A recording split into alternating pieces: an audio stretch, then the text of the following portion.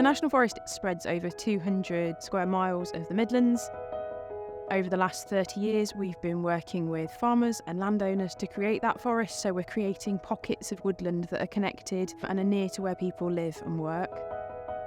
Over the last couple of years, we've been working with the fabulous team here at Queen's Hospital in Burton, developing this lovely woodland to make sure that local residents, the hospital patients and staff all can get out and enjoy the benefit of being in the trees. We're so lucky to have this on our hospital site for staff if they need 10-15 minutes to decompress after a busy, stressful day, or if you're a patient that's been to an appointment and you don't want to get back in your car and go straight home. Spending time in those green spaces has such fantastic benefits for mental health and physical health. This end of the woodland is about 30 years old. It was all planted as part of the early National Forest Tender Scheme. Due to a combination of ash dieback and other things, the wood needed a lot of attention. So this time last year, with the support of a National Forest Woodland Management grant, we were able to come in and thin the woodland and give it a lot more space, give it a lot more light. I was putting bird boxes up, bat boxes up, making sure we've got lots of nice new homes for wildlife across the site. And it's working really well. We've got lots of lovely sightings of badgers, lots of different birds on the wildlife cameras, which is really exciting because we can then share that with the hospital patients who can't get out here. The volunteers have also restored a pond over in the semi-ancient side of the woodland. It's led to us being able to count 124 species across the woodland, which is really exciting considering we're so close to Burton Town Centre. The volunteers have been crucial.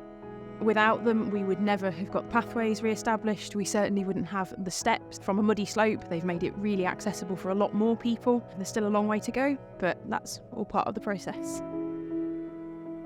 We want to make the wood open to everyone, not just able-bodied people, but people who have less mobility, and hopefully encourage more people to come from the community to come and listen to the birds and to chill out, just to take their mind off busy lives in the hospital, busy lives at home. So we've hosted a range of events at the Wood, everything from bat walks in the summertime. Other events include forest bathing, mindfulness walks. Again, we've had our kind of forestry-based volunteering sessions. As well as that, the Wood is used by a fair number of the community. Next steps include the refresh of the information board. We are thinking about having kind of informational plaques on the trees as well. So, contain information such as the scientific name, the binomial, the common name. As well as that, we want to kind of establish an accessible seating area. So again, it's really to facilitate the use and really just to get people up into the wood. Seeing the site transformation is fabulous. What it was 12 months, 18 months ago, to seeing it now, seeing the light, seeing how much more accessible it is absolutely brilliant. It's just a really heartwarming project because it's opening this forgotten space up to the community once again, which is who it belongs to, really. Working with the National Forest has been a wonderful experience during the project works itself, and again towards the end of the project now. I can honestly say, without their support and backing from the start and their advice and pointing us in the right direction, we wouldn't have done a quarter of what we've been able to achieve.